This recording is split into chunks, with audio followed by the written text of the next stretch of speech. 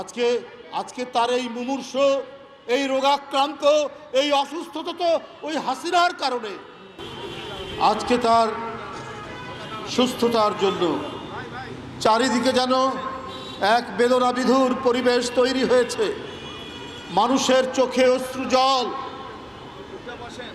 আকাশে আমরা দেখতে পাচ্ছি কান্না, বাতাসে রোনাজারি, পানির যে স্রোত বয়ে যাচ্ছে সেখানেও আমরা অশ্রু এবং কান্নার ঢল প্রবাহ স্রোত আমরা দেখতে পাচ্ছি। কারণ একজন নেত্রী, কেন মানুষের এই আবেগ, কেন মানুষের এই আকুলতা? যে নেত্রী নিজের মাটি, নিজের দেশ, নিজের জনগণ এবং দেশের স্বাধীনতা সার্বভৌমত্বের সাথে কোনোদিন আপোষ করেননি, যে মহিলা কোনোদিন তার আদর্শের সাথে কম্প্রোমাইজ করেননি, সেই নেত্রীর প্রতি তো জনগণের ভালোবাসা থাকবেই, মানুষের ভালোবাসা থাকবেই।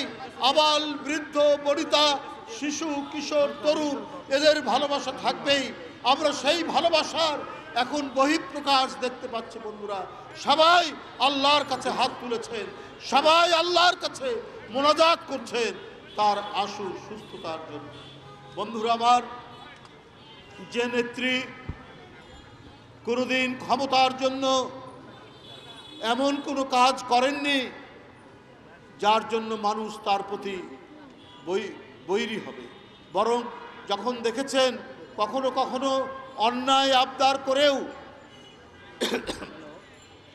দাবি তোলা হয়েছে দেশের স্বার্থে, দেশের কথা চিন্তা করে উনি সেটা মেনে নিয়েছেন। আপনার মনে আছে 95-96 আন্দোলন, তত্ত্বাবধায়ক সরকারের আন্দোলন, সেই আন্দোলনে তিনি মেনে নিলেন তত্ত্বাবধায়ক সরকারের দাবি এবং ফেব্রুয়ারির একটি নির্বাচন দিয়ে সেই পার্লামেন্টে তত্ত্বাবধায়ক সরকার ব্যবস্থা তিনি সেখানে প্রবর্তন করে তিনি পদত্যাগ করলেন। কোনো কিশোর, শিশু, কোনো তরুণ, কোনো হত্যা যাতে না হয় সেই দিক মাথায় রেখেই তিনি সেদিন তত্ত্বাবধায়ক সরকারের দাবি মেনে নিয়েছিলেন।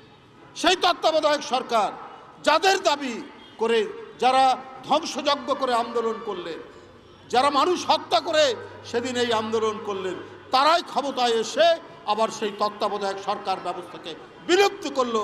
অর্থাৎ আমি যেটা চাইবো সেটাই হবে, আমি যখন চাইবো তত্ত্বাবধায়ক সরকার সেটাই দিতে হবে, আর আমি যখন চাইবো বিলুপ্ত করতে সেটাই হবে। সেই কাজ করেছেন শেখ হাসিনা। তার দলের লোকরাও বলল যে 2 বারের জন্য তত্ত্বাবধায়ক সরকার থাক। সেখানে বলেছেন সুরঞ্জিত সেনগুপ্ত, তোফায়েল আহমেদ, রাশেদ খান মেনন, হাসানুল হক ইনু এবং তার স্পিকার শারমিন। এরা বলার পরেও শেখ হাসিনা শোনেননি, তিনি তত্ত্বাবধায়ক সরকার ব্যবস্থা বিলুপ্ত করে দিলেন। অথচ 95-96 তিনি বাস পোড়ানো, ট্রাক পোড়ানো, মানুষ হত্যা, ধ্বংসযজ্ঞ করে তিনি এইটার জন্য আন্দোলন করলেন। বন্ধুরা আমার, তাহলে অর্থাৎ বাংলাদেশে এইটা আমার রাজত্ব, এই রাজত্বে আমি যাহা চাই, মন যাহা চাই আমি সেটাই করব।